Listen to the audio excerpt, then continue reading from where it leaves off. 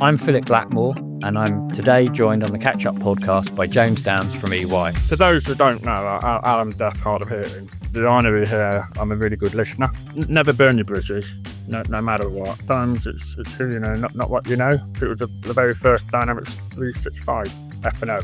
Well, the first one in the UK, was it, at the time? Yeah, be prepared to go on a journey. And that journey is internally as well as your partners and Microsoft. He takes us on his career journey from a developer, technical consultant, all the way through to current day as a partner with EY.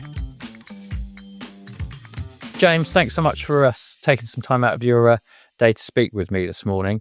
I think one of the things that I guess I wanted to start with was really your entry point into the Microsoft Dynamics market. I know obviously you've been in and around and operating within the space for a number of years, but could you take us back to your first role and your first touch point within the Microsoft Dynamics space, when that was and what organization you were working for? Yeah, good morning, Phil, and thank you for the opportunity to invite me to share my experiences with the open public. For those who don't know me, I'm James Downs. I've been working in the Microsoft sector now for about 25 years. And it was before Microsoft acquired Microsoft Dynamics. I used to work for a company called Citation, which used to deliver Great Plains. So this was back in 1999. And I was just a technical consultant. So my background before that, I was doing Microsoft SQL databases at rollout across the globe. So I wanted to work a bit more local to where I lived. I got married and Citation was the company, and I was just doing installs and upgrades for Great Plains, and then getting Great Plains onto Microsoft SQL. It used to be pervasive SQL, C3, for those who remember it back in those days as a database. It's just a career as I started as a technical consultant, and then Microsoft then acquired Vanguard, Great Plains, and the vision, and I just made the jump to get onto Adapter or Microsoft Dynamics AX, as it used to be called. Sure. Again, as a technical consultant, focusing on infrastructure SQL, and became an MVP, Microsoft Valuable Professional. And what year was that in? Was that early on in sort of, I guess, early 2000s, sort of 2004, around that sort of time? I think I was the third one in the UK that became an MVP. Oh, wow. In 2005. My little lad was a baby back then, a few months old. Got invited to go to Redmond, Seattle. Oh, amazing. Met Mr. Stu Bulmer dancing on the stage, been quite loud and rapid. And it was great to be recognised. I was an MVP for a good few years. And where were you working at that time, James? Because you'd moved on from there. So were you with Cyber maybe then, or? When Microsoft acquired Great Plains and Vanguard, I moved to a company called Columbus IT. That was it, yeah. So they were based in Nottingham, so still relatively local to me. It was there I started to spread my wings a little bit and became like a technical lead, if you like, doing some pre-sales, if you like. Yeah, so that was a good experience for me. I was there for about 3-4 years, I think. I wanted to become more of an architect, and sometimes you have to move to another organisation to go into another role. There was no fault to Columbus IT at the time, and I went to Cyber. And did you go in as a technical architect when you joined Cyber? Is that the kind of role that you sort of first stepped into there, or sort of a technical lead? It was a stepping stone. No, I joined there as a business consultant, so it's kind of like becoming more functional, technical, and solution led. Okay, that makes sense. So so I was doing a lot of SharePoint back then. So the Microsoft Dynamics for SharePoint and workflows, content workflows sort of stuff. But I met an awful lot of people that used to work in Cyber. So Cyber, I think back in the day, was quite a big Microsoft Dynamics 3 partner. Yeah, absolutely. One of the bigger ones, certainly in that time. And I think when I met you, Phil, as well, when I started talking to you more. Yeah, absolutely. I think that must have been, 2008, around that sort of time, maybe. Yeah. And then I got a call in for a company called Captura. They wanted to try out a new role within the UK, technical architect's role. So, a technical architect's role, not somebody who's very good at development or very good at SQL. Technical architect's role for them at Capture was more about leading the technical solution for the program that they had at the time, and someone who can put it all together with the functional technical team and the program management team with the client. So yeah, so I wanted a new challenge. So I went there. And how long were you with Textura for, James? Like, it's about 4 years. 4 years. And did you work with some of the chat? I'm trying to think of who was there back at the time, but I know there's quite a few sort of, I guess, individuals in the market that you've still got a good relationship with today that sort of stem back to those Textura days. You know, there's a lot of, with Alistair Clark, was Alistair there with you then? And maybe Gordon Tate and some people like that, were they with you? Yeah, so cyber, a lot of people worked in cyber, and throughout my career, I bumped into people who worked at cyber. Texture was a great place for me. Really enjoyed Texture and became really good friends and personal friends with the likes of Matt Shrewsbury. Yes, yeah. Alistair Clark, look, all those individuals who are also leading their own practices in different companies now. Yeah, absolutely. For me, I've always kept in touch with people I've used to work with. Networking and keeping in contact with your previous work colleagues is the bread and butter for Absolutely. for my success, but also hoping your friends as well. And who knows, you might get future opportunities or get free track days on a car with one of your mates as well. Well, you never know. No, I built quite a big network just from moving around a couple of places. And when I move on, I don't just cut the cord, keep in contact. And it works really well for me and for them as well. So could I, in the past, I've helped them out as well as they helped me. So, yeah. Well, I think that's a really interesting point that you make there, James, in terms of, when I look back at the earlier days of the Microsoft Dynamics community, obviously it was a smaller product then, the marketplace was slightly smaller, but there was a real kind of community there. And I think people that worked within that market in and around that time and have evolved, like you say, when you look at like Matt, who's leading a practice within Cyper, and you look at Alistair, who was most recently at Quantic and now I believe at Ingentive. There's a lot of people that had started at that hub at Textura. Gordon Tate was another person I managed who went out and set up IBRL. Now at Anata, that a lot of people that were in that kind of hub at Textura have gone on to be very successful. But when you talk about when you've left organizations, it's about how you leave organizations. You leave them in a professional manner. You do things the right way. And it's so important in such a small niche market. So many things that we see on our side of the fence. Sometimes people doing things what I call the wrong way, cutting ties, thinking, oh, I'm not going to bump into them in the future. And it's such a niche marketplace. Reputation precedes people in such a way that I don't think people fully, or some people don't fully recognize. And I think, as you described there, it is really important to build relationships with people that you build a natural rapport and relationship with, and to, act with, credibility and professionalism. It really does go a long way in a small marketplace. Yeah, the community has changed over the years, definitely. So obviously when I was at Capture and then I moved on, the community, everyone knew everyone. Yeah, absolutely. And word of mouth was very important, based on credibility as well. The community was a great thing. I remember at Capture, the meeting was them, and it wasn't just Capture. It was other practices like eBet and all those guys. Yeah, all trained Columbus together at the time as well. Yeah, and it was great. But obviously that was at the time when Microsoft Dynamics was growing, and then all of a sudden there was an explosion.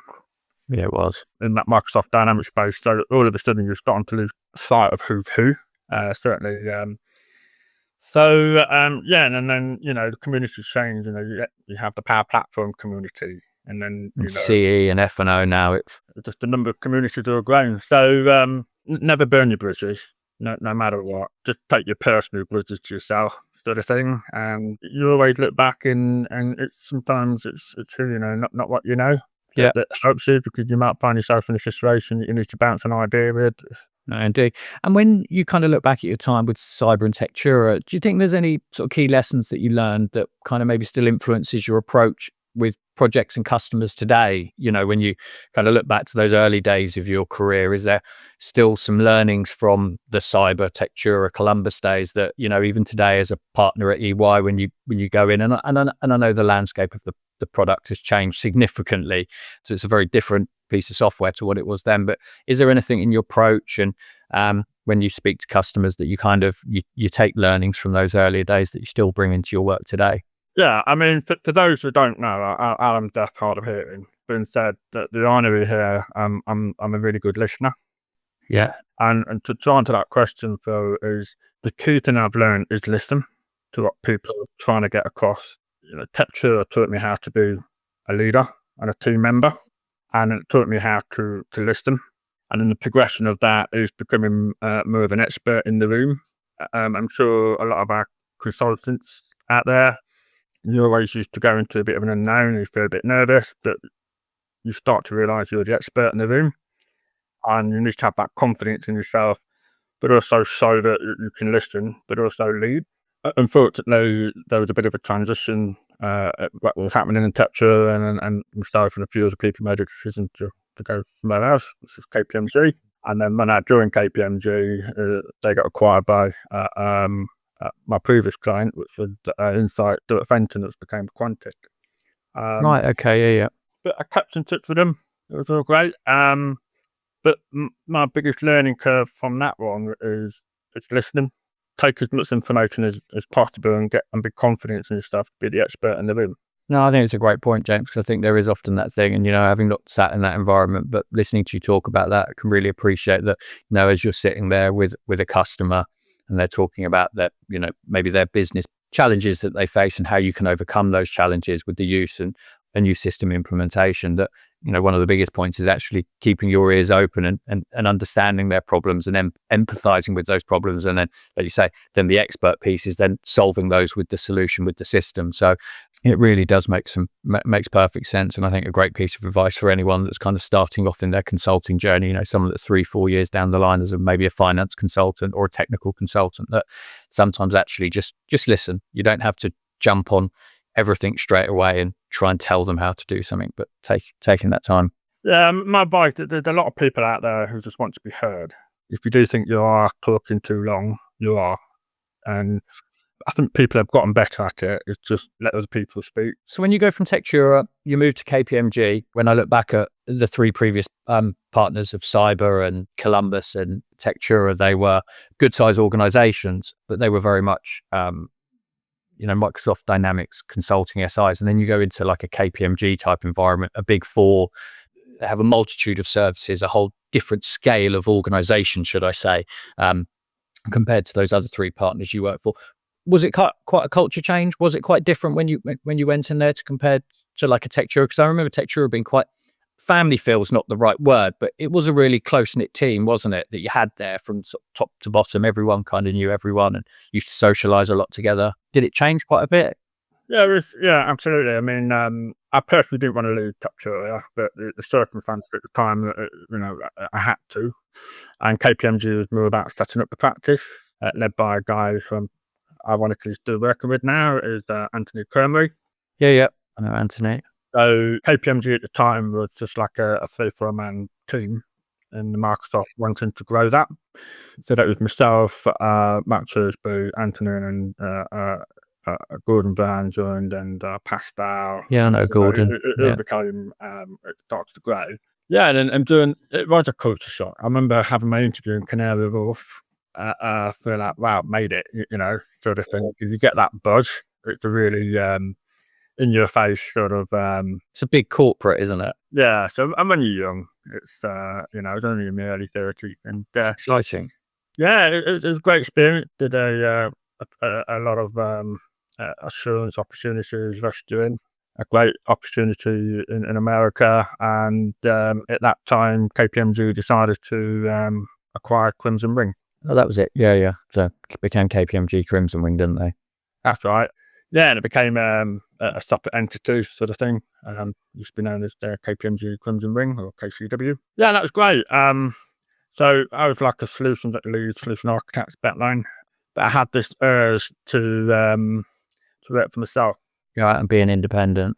Yeah, and I made a decision to go out there and work for myself, really. And that was from 2015, I think it was, for a good few years, really. So becoming independent, I was all about wanting to grow my wealth, and working for myself would allow me to have a passive income as well.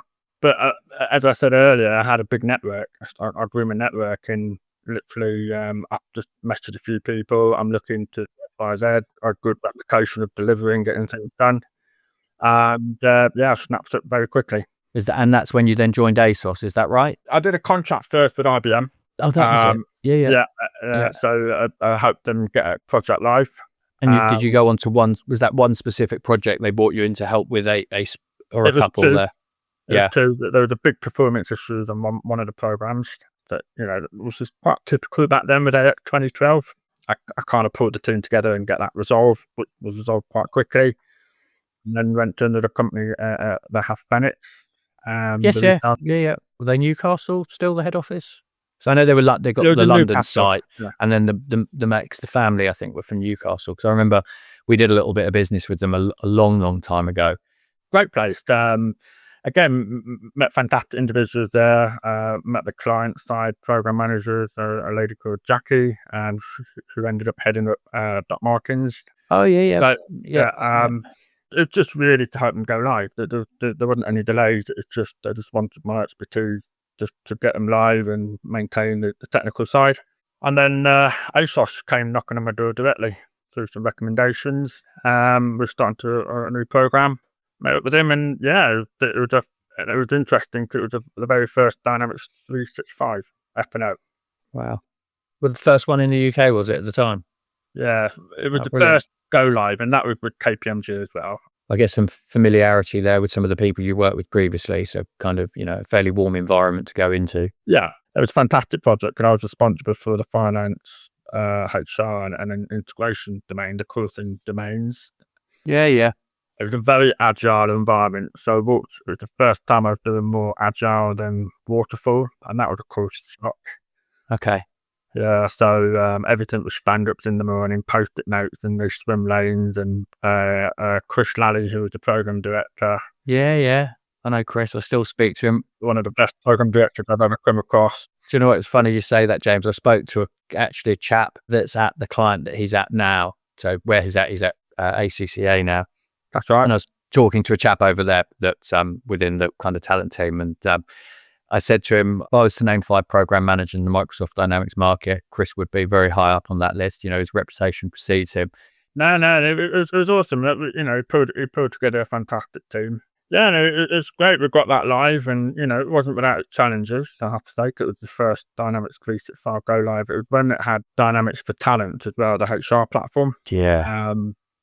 Very early days of that. But there was a decision to go with Workday, and then we had to do integrations and all that sort of stuff. And I was doing more stuff that's integrated to all the warehouse, logistics, and front office, the website to order, and so I was responsible for that as well. Yeah, it's great.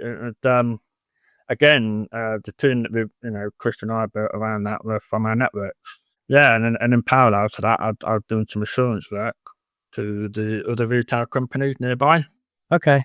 So it was a bit of a hotspot in Camden. So there's quite a few companies around there. So I was quite popular in demand. And again, that's all about your networking experiences. Reputation.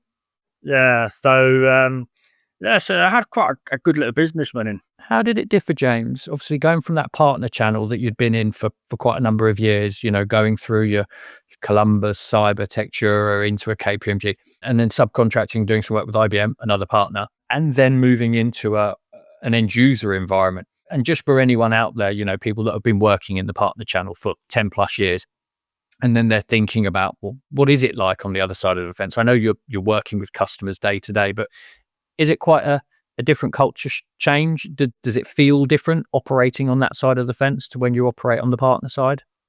Yeah, no, it's a really good question. It's one of the reasons why I went contracting, is to have the experience on the end user side.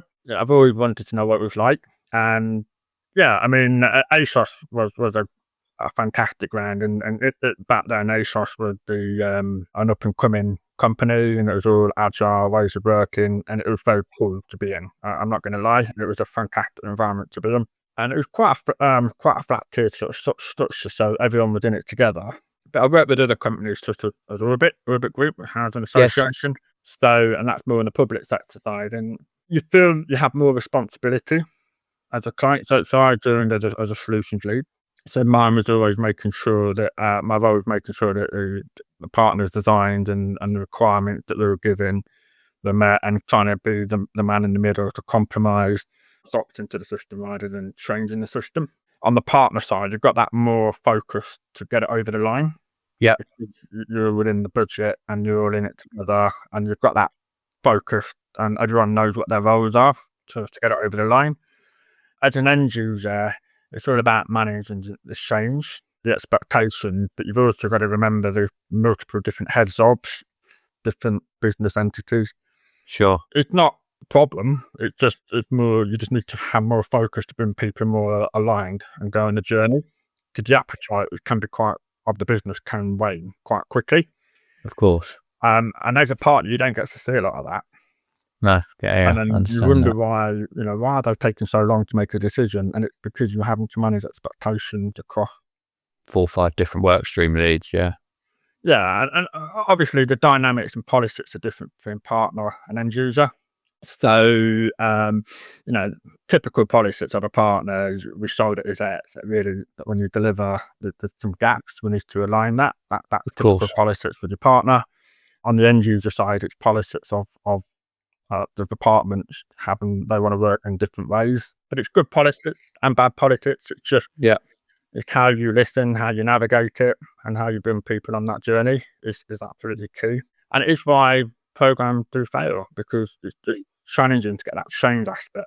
And it's a really interesting point, the change piece, isn't it? I was speaking to a lady the other day, you know her well, Kerry Hughes Wright. I said to her, what is one of the biggest things that you talk about, when you're working that customer side, what is the biggest piece that you focus on? And she always comes back to that change piece in terms of the business change, users understanding why it's happening, what's happening, keeping people informed, communication being the forefront of a program. I mean, keeping good communication. And like you say, it does seem that those challenges on the end user side tend to be more of a change piece, a communications piece. People do fear change. I think that's the other thing, isn't it? When someone says, well, we've been doing this way for 10 years, why do we have to change? It's kind of taking people on that journey, isn't it? And letting them see and be involved and be a part of it. You just need to be transparent at the very beginning. It's not I've seen some clients where it's IT's job to get it over the line. I've seen other clients, it's that business job to get it, business team to get it over. So really, actually, ERP, it's a company, so you've got to be all in or not. Yeah. And I do get approached by a lot of clients for advice still, and working in the big four, some clients I can't work with, so I'm happy to advise and recommend them to people. Sure. And it's just nice to walk into a room to share that experiences. What's the best way to navigate it, and people resonate with it quite quickly. Yeah, I bet. So that was one of the reasons why I did contracting, was just to get that more experience and have a bit more independence for myself. Experience a different side of the fence. And then if we kind of sort of bring up to, I guess, slightly closer to current day. So you were at Orbit Housing for a few years, head of sort of technology, head of architecture type role there. Would that be right, that you performed there? Yeah, so head of architecture and business solutions. So I was the solutions lead for what they call Apollo, which is get them all on the cloud, ERP, HR, CE, all that sort of stuff. Yeah, and that was working with another partner that was good at the housing association at the time. Again, met loads of great guys in Orbit, and then I mentioned earlier Anthony Kermery, who went over to PwC. Yeah. Knocked on my door, would I be interested in working with him to start the market practice there? And I was ready for a change, so I went over there, and a few guys that were working with me in Orbit came with me as well. Yeah, Mike went over with you, didn't he? Yeah. So again, I had a great time at PwC. Couldn't fault it at all. It was a good career progression for me. And then again, it's who you know as well as what you know. And been at EY now for nearly 3 years. When you look back, obviously you spent your time at ASOS. I remember meeting you a few times in the summer, Camden in the sunshine. It was great. What a fantastic place to work for a few years. And I remember one of the reasons for Orbit, you wanted to be closer to home, and it was very local to you. So I remember part of the reasoning in terms of why you made that move. But then sort of going from sort of two end user background back into the partner channel and back into, some flagship names, PwC and then onto EY. Again, were you able to adapt because of your previous partner history, having to work at a KPMG, the change to go from Orbit to PwC? I know you say you knew Anthony there, or was it quite a culture change? Did it take a little bit of time to adjust to go back into that? Yeah, I mean, the Big Four is a different kind of partner channel. So it's not a clear pyramid structure that you have in your traditional systems integrator company. So it's more flatted. And basically, how the Big Four works, you have a partner, directors and senior managers and so on. But you have multiple partners, multiple directors, and it's quite flat here. And it's also kind of market driven as also. The SM can be the solution architects, or technical architects, and so on. So on the SI model, it's quite clear, who are the decision makers, and red tape process is a lot less. Yeah. And the Big Four is more market driven. You've got a bigger community of services consulting, so not just tech, it's change, it's tax, it's advisory, CIO, all that sort of stuff. So, and that obviously means multiple partners, but it creates that fantastic opportunity for the client to have a one partner. Yeah, absolutely. There is a bit of a stigma that Big Four are expensive, but they're actually not, and that's becoming more and more apparent because we don't have a dedicated sales team like an SI. Okay. Yeah. So in EY, the sales team is what we call the engagement team, which if we win it, it's the same team that delivers it. Right. Okay. So what that basically means is there's no gap between what sales said it could do to the delivery, and that is a bit of a friction that is quite common within our space. For good or worse. Absolutely. And that's why sometimes we're a little bit more expensive, because we're more understanding of the requirement and effort it takes to get the job completed successfully while mitigating contingency budget, if that makes sense. Yeah, no, it does. So it's more engagement team focused rather than team focused. And so I joined EY really just to help people to transition into that Big Four thinking, because as a technical guy, you're expected to help in the sales process and present with me. So it just put you outside your comfort zone, but long term, I couldn't sell anything. I couldn't sell you a pen. It's that sort of thing. But that Big Four gives you that entrepreneurial spirit. Yeah. And how to navigate with your teams and your internal parties as well to get a fantastic deal for a customer, but also to deliver successfully as well. Some people like it, some people don't. How career driven you are, really. And it's very clear what your promotion paths are, what your bonuses are. It's more fairer. It's not instructional. It's very clear and how that works, really. I think it's an interesting point, James, because I do think we've probably noticed there are certain profiles or characteristics of people that work within a Big Four environment, and maybe certain ones that don't so much. And I think, like you mentioned, I think people that have that slightly entrepreneurial spirit, people that have that desire to develop themselves, to grow a career within an organization, that maybe don't just want to, and it's perfectly whatever people like to do. If someone just wants to be a FinOps consultant and they just like being a FinOps consultant and that's all they want to do for the next 10 or 15 years, that's fine. But I guess maybe some of the Big Fours in EY, PwC, maybe they're looking for people that do want to do a little bit more than that want to get involved in the sales life cycle, that maybe want to have a look at data migration and testing and, sort of dip their hands in any aspect of a program that really they kind of need to. And it's interesting because it almost is a bit like you kind of got to roll your sleeves up and do what you need to do, or deliver what you need to do, and not be so pigeonholed into, well, I just do that and that's all I do. Is that kind of a fair analysis? Everywhere you go, the world is your oyster at the end of the day. But you're absolutely right. When you join a traditional SI, you're there to do a role, but it's down to yourself to grow yourself within that organisation.